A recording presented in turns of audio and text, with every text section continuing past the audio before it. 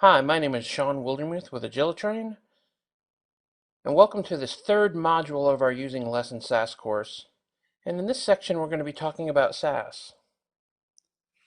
SASS is another dynamic spreadsheet language. We're going to be going through and talking about what exactly it is, how to use it on the server, as well as covering the core features of SASS, including variables, rules, importing, extending, using mix-ins, functions, and finally control directives. Let's get started. SASS is a dynamic stylesheet language, much like LESS, which we covered in Module 2. Stands for Syntactically Awesome Style Sheets. And it compiles down to CSS, much like LESS does. It introduces these programming features to CSS so that you can structure them in a way that makes them more maintainable. So SASS itself has two syntaxes, SASS and SCSS. The original SASS syntax was based on indention, so it implied certain things about the language based on how it did nesting of indentions. This didn't look and feel like CSS, and in fact CSS wasn't valid SASS originally. And so they created a second syntax which is much more common, and it's going to be the one we're going to cover in the whole course. This syntax, called SCSS, looks and feels like CSS. It uses curly braces to imply structure, semicolons on the end of lines, etc. Much like the same sort of syntaxes that you're used to using in CSS today.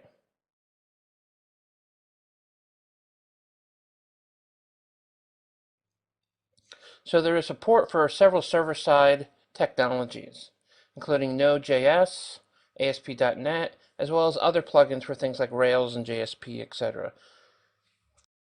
For Node, you can simply use the Node package manager to install SASS onto the server by requiring the SASS package and then using render to take SASS itself and then export the resulting CSS. For ASP.NET, there's a couple of ways to do integration with SASS. Chirpy is a common plugin. This is something you would install in Visual Studio as an extension, and does design time compilation. It actually takes your SASS every time you edit it and produce a CSS file that you can reference directly. It knows what files need to be processed by a convention of using Chirpy in the name of the file itself, and then the extension implies what engine they're going to use to generate it. You can find out more about Chirpy on chirpy.coplex.com. The one we'll show you here is actually a package you can install into ASP.NET via a NuGet package. If you install the SassAndCoffee package, it installs a handler in your ASP.NET project that will look for incoming requests, map them to a SASS file, and then return the resulting built CSS file. So let's see how this works.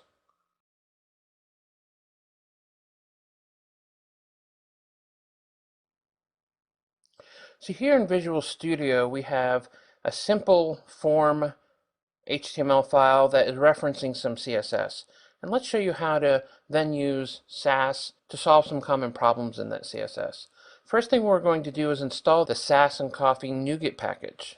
We can do this by just going to manage NuGet packages for our project, looking for it and installing it. We could also use the console like I showed in the slides. I'm going to show it here in the manage NuGet packages for the project so you know how to find it using the UI.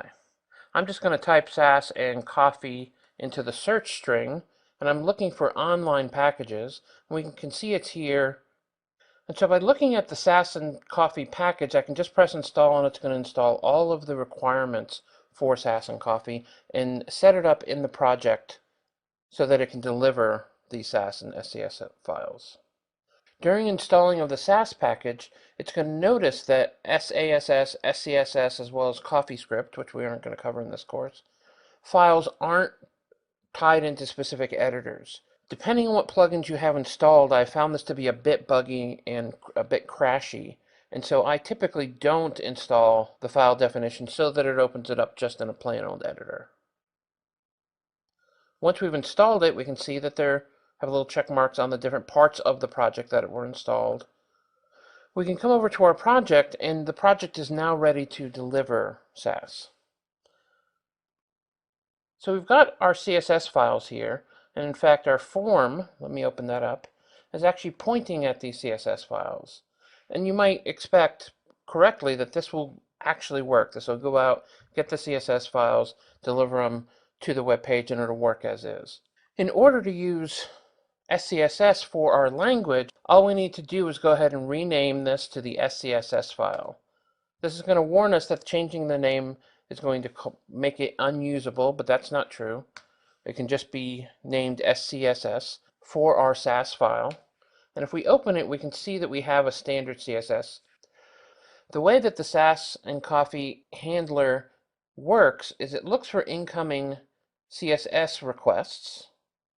And if this were going to resolve to be a failed CSS, that CSS file is missing, the handler attempts to look for an SCSS or a SASS file to process and return as that CSS. So in this way, our HTML file doesn't even need to tell the resulting browser that it's even using SASS. You aren't going to leak that detail to the browser. So in fact, even though we rename this SCSS, if we go ahead and run this, we'll see our form still works. And in fact, if we navigate to the CSS file itself, again, we're not navigating to the physical file, we're navigating to the URL that is css/my.css. This will actually contain the processed file that we were talking about. Now, how do we know this for sure?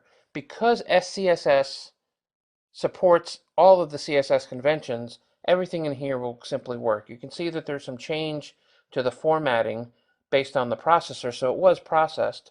But let's actually make a change in here that we can actually see. So in my SCSS file, for HTML, instead of saying font size 14, let's say font file 10 pixels plus 8 pixels. So that's going to result in 18, but this is a calculation that the SASS processor is going to then process and leave 18 as a final size. Actually, let's make this plus 14 so we can get a nice big number of 24. If I refresh this page, we can see our font size is now 24 because the SassAndCoffee processor has run this file through, found that to be a calculation, and perform the calculation and put the result there in font size. So let's head back to the slides.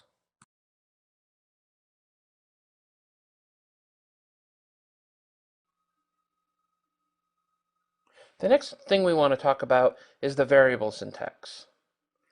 Now in SCSS, the syntaxes all start with $, then the name of a variable, colon, and the value of the variable. In this case, we're defining a specific color that we want to use and replace inside of our SCSS file. You can also take units like 4 pixels or 1.0 em. You can also take lists, and lists are comma-separated values that are used, and you can actually do some list operations if you needed to. In this case, it's a list that contains the 2 font face names. And then finally, more complex lists like you would use for things like backgrounds and borders and those sorts of things.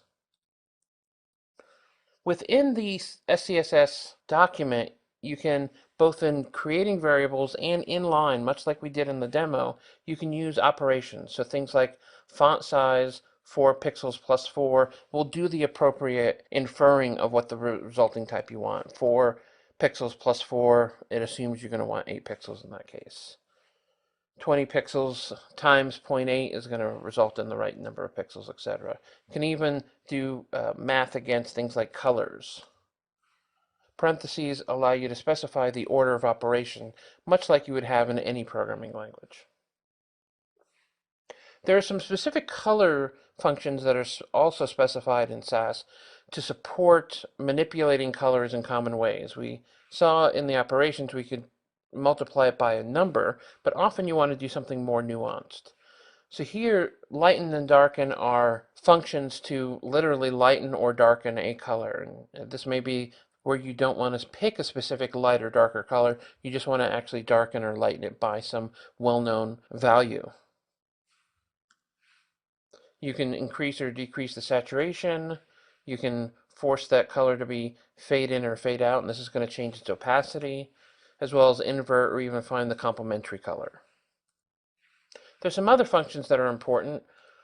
Quote and unquote are both used to add or remove quotes from variables or other pieces of text in the CSS that have embedded quotes in them.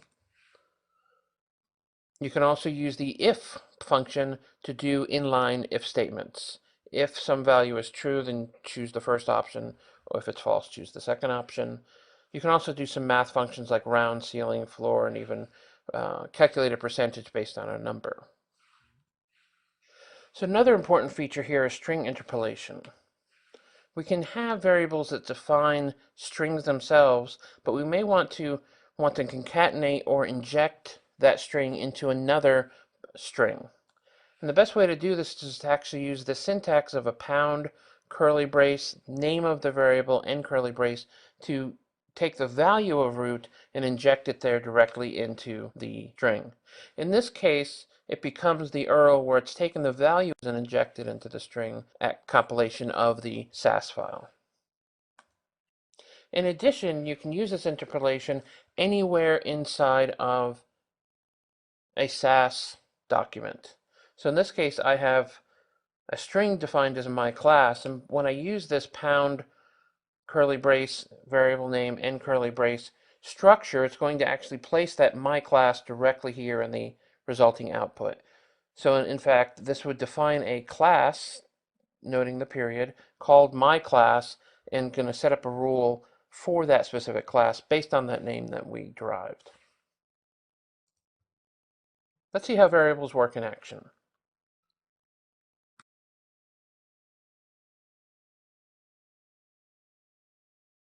So here we are in Visual Studio. And let's start with the variables. Let's go ahead and create a simple variable up top. And variables, if you remember the slides, start with the $ syntax and then a name. In this case, I'm going to call it main color, a colon, and then a value. And this is going to assign this new value to main color. In this case, I'm just going to say black. Now I could assign things like black, which are colors, units, really anything that we can use inside of SASS can be used as the value of a variable here.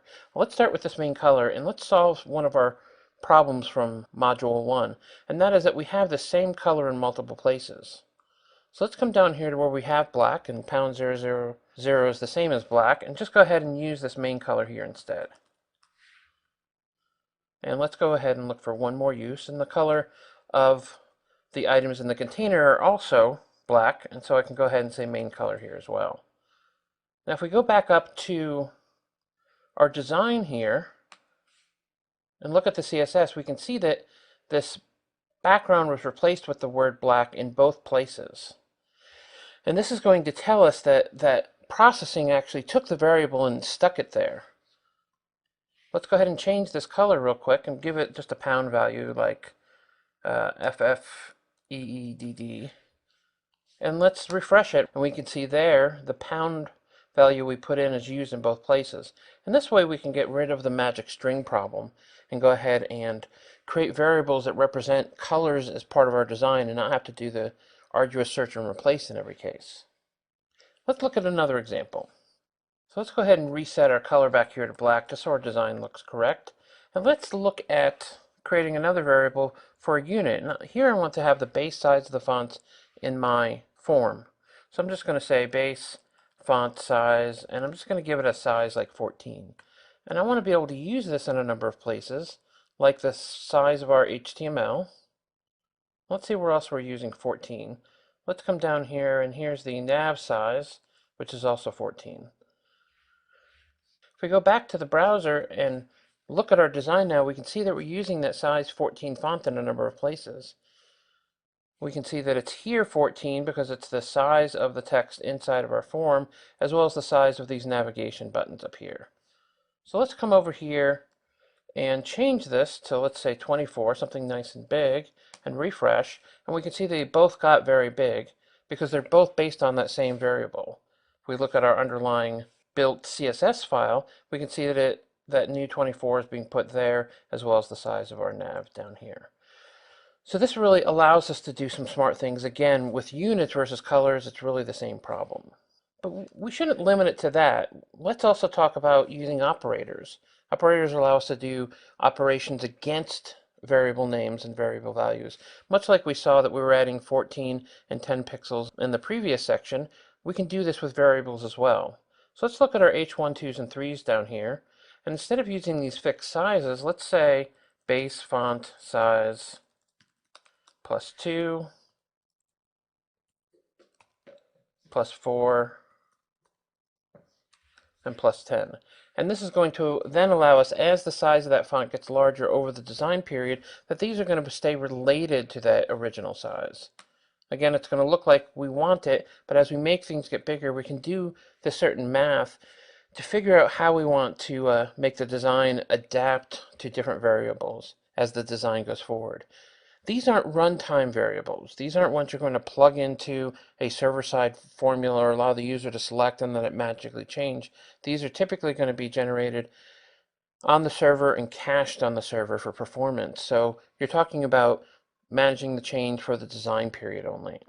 If you remember, we have this main color equals black. What if I make the background here lighter than black, but we still want it related to that? We can actually use a color function here called lighten, and I'll say let's lighten it up by 25%. Go back to our design. We can see that this got a bit lighter. We can change it to 50% and do the same thing, and it gets even lighter.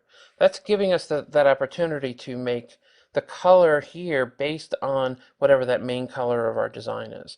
Many designs on the web really stick to either a 3, 4, 5, or sometimes maximum of 6 colors in a particular design.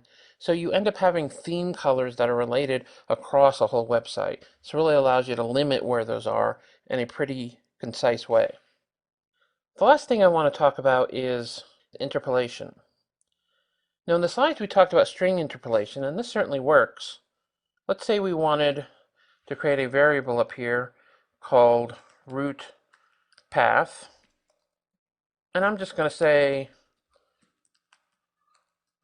some path that we know about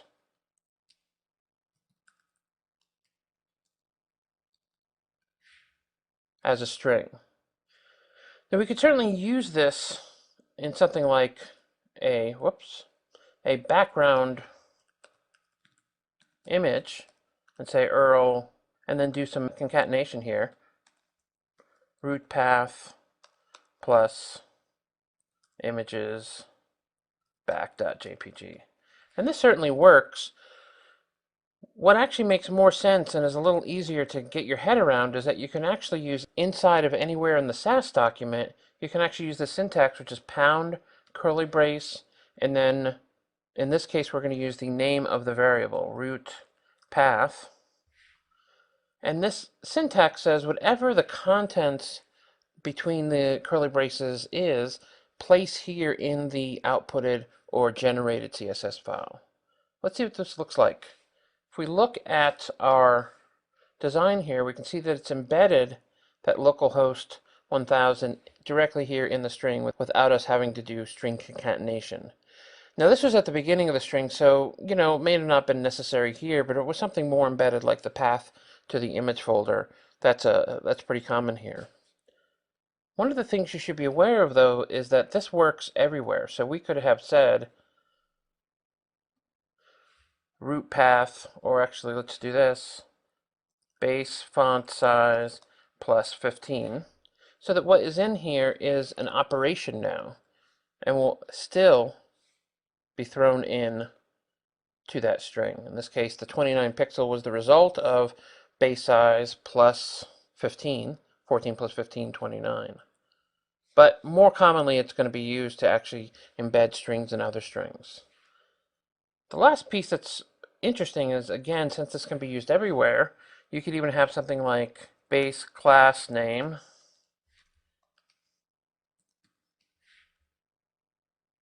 and then use it again anywhere. Let's say you want to define several column classes. So we could say certainly column 1, column 2, etc. But maybe you really want this to be based on something, so we can use that same syntax, pound, curly brace, base, class, name, 1, and just use this instead of the call in several places. And that way it'll embed whatever that base class name is here inside of our class declaration. And now that we have these two classes, let's go ahead and just put something in them like font, size, base, font, size. Because for the output, if there are empty class names like this, the SAS processor will actually just remove them completely from the output because they're not necessary. They don't contain anything.